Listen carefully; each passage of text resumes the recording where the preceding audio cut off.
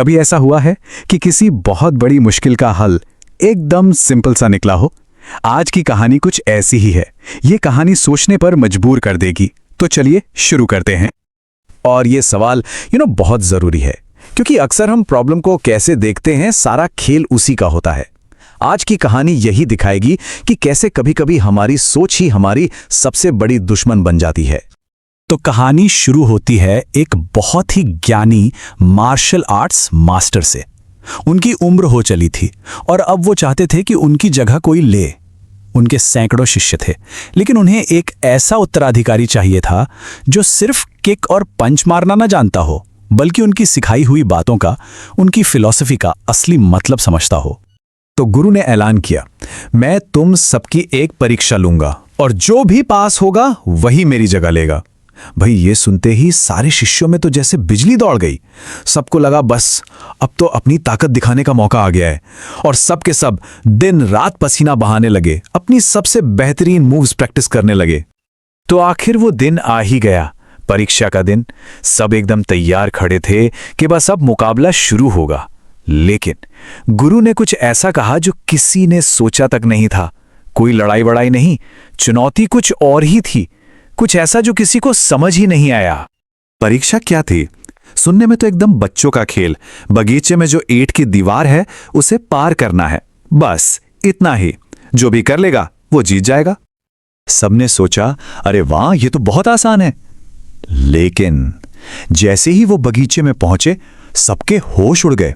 सामने कोई मामूली दीवार नहीं थी, वो एक 15 फीट ऊंची एकदम सीधी खड़ी दीवार थी। ऐसा लग रहा था मानो कोई चट्टान हो।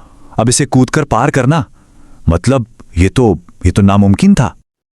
लेकिन फिर भी हार कौन मानता है? शिष्यों ने अपनी पूरी ताकत लगा दी। एक आया, भागा, कूदा और धड़ाम। दूसरा आया, उसने भी वही किया। एक के बाद एक सबने अपनी पूरी जान लगा दी। नतीजा क्या निकला? कुछ नहीं, सिर्फ थकान और निराशा। वो सब एक ही गलती कर रहे थे, वो ताकत लगा रहे थे जहां शायद दिमाग लगाने की जरूरत थी। अब जब सब थक हार कर बैठ गए, एक शिष्य जिसका नाम अर्जुन था वो वहीं खड़ा रहा। वो सबसे छोटा था, पर वो कूदने की कोशिश नहीं कर रहा था। नहीं, वो बस चुपचाप खड़ा कुछ सोच रहा था। अच्छा, ऐसा नहीं है कि अर्जुन ने कोशिश नहीं की। उसने भी एक दो बार अपनी पूरी ताकत से कूदने की कोशिश की और वो भी नाकाम रहा। पर इसके बाद उसने वो किया जो बाकी किसी ने नहीं किया। वो रुक गया। उसने कूदना बंद कर दिया और दीवार को बस गौर से देखने लगा। और फिर वो दीवार के चारों तरफ चक्कर लगाने लगा, ये देखने के लिए कि शायद कोई और रास्ता हो। और बस यही वो मोमेंट था जिसने सब कुछ बदल दिया। अर्जुन को कुछ ऐसा दिखा जिसकी किसी ने कल्पना भी नहीं की थी। अचानक से वो जो नामुमकिन सी लगने वाली प्रॉब्लम थी ना, उसका हल उसकी आंखों के ठीक सामने था। दीवार के साइड में एक छोटा सा दरवाजा था, और जानते हैं सबसे मजेदार बात क्या थी? उस पे ताला लगा ही नहीं था, वो बस बंद था। अर्जुन ने बस धीरे से दरवाजे को धक्का दिया, उसे खोला और आराम से दूसरी तरफ चला गया। सोचिए जरा, कहां सब लोग अपनी हड्डियां तोड़वा रहे थे और कहां ये एकदम शांत सिंपल सा सॉल्यूशन।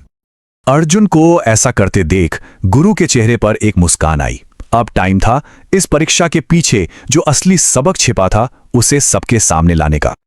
गुरु ने सबसे कहा, मैंने ये कब कहा कि तुम्हें दीवार के ऊपर से कूदना है? मैंने तो बस ये कहा था कि तुम्हें उसे पार करना है। और ये बात बहुत गहरी थी। असली प्रॉब्लम दीवार थी ही नहीं, असली प्रॉब्लम तो शिष्यों की अपनी सोच थी।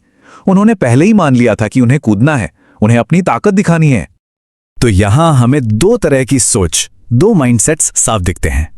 एक तरफ बाकी सारे शिष्य जो सिर्फ ताकत और जिद से काम ले रहे थे, और दूसरी तरफ था अर्जुन जिसने विनम्रता दिखाई, सिचुएशन को ऑब्जर्व किया और एक दूसरा रास्ता ढूंढा। असली मास्टरी, असली निपुणता यही तो है। और फिर गुरु ने वो बात कही जो हम सबकी जिंदगी पर लागू होती है। उन्होंने कहा, जिंदगी में भी बहुत सी मुश्किलें हमें इसलिए नामुमकिन लगती हैं क्योंकि हम उन्हें सबसे मुश्किल तरीके से ही सॉल्व करने की कोशिश करते रहते हैं। तो इस पूरी कहानी का सबक क्या है? मतलब क्या है की टेकअवेज? पहला, अपने ईगो को बीच में मत आने दो। दूसरा, अगर ताकत से काम नहीं बन रहा तो तरीका बदलो।